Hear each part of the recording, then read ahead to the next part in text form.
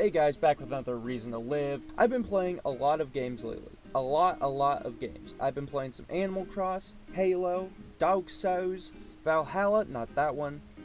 Yeah, there we go. And one thing I've noticed about all of these games and others, LMAO, is how they present information to the player in meaningful ways. This pop rock is what us designers call feedback, and it can be used in a lot of different ways to get the player to play in different ways. I'm gonna split this into a bunch of different categories, similar to another video I really like and would never steal from. We've got game tingles - feel, you just did some jazz, behavior misconductors or BMs if you're feeling bougie, and scoreboards. Let's start with the game tingles - feel. This fruit's a juicy one and we're gonna start biting. Quite similar to the first immersion video I did, I'm going to be going over the same thing, just a different example.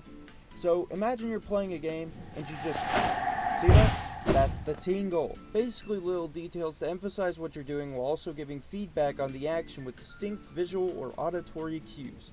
Gun shoot. They make shooty sounds. We know this. That's the tingle.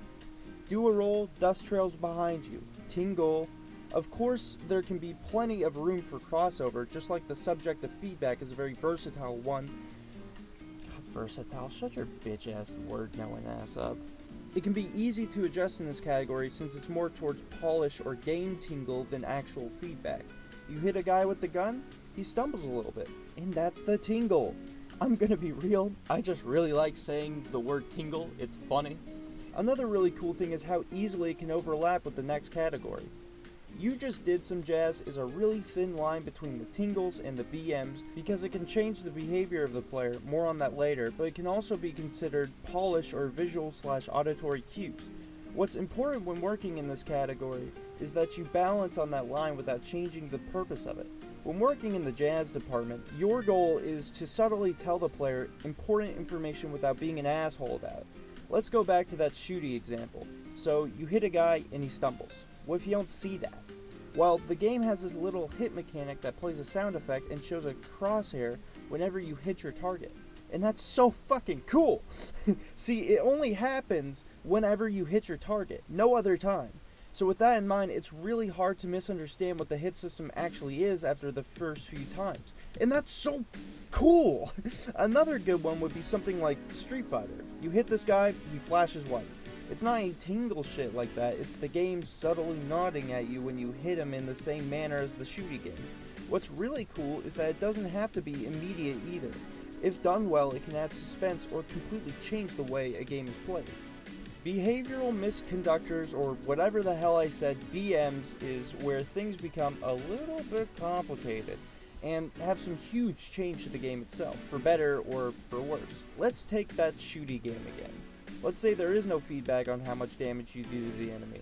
They don't stagger, there's no hit indicator, visual cue, no feedback at all on if the enemy even took fucking damage.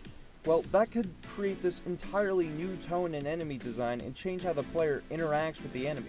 Some great examples are the bosses in Destiny versus the bots from Alien Isolation.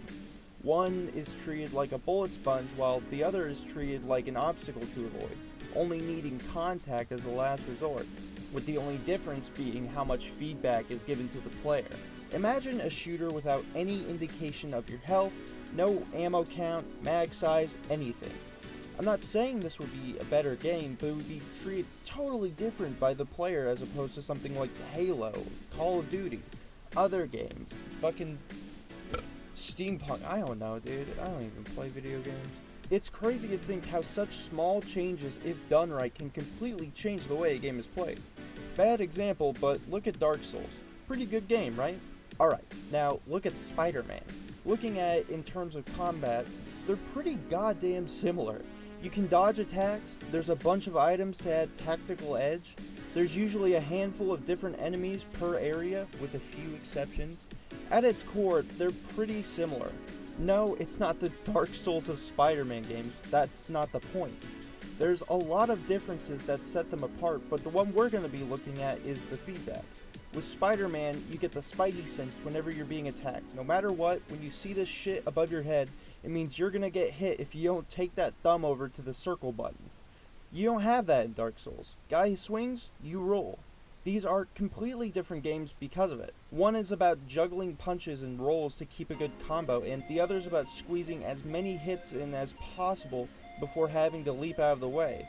BMs completely change the way the game is going to be played and are probably more important than the next category. Scoreboard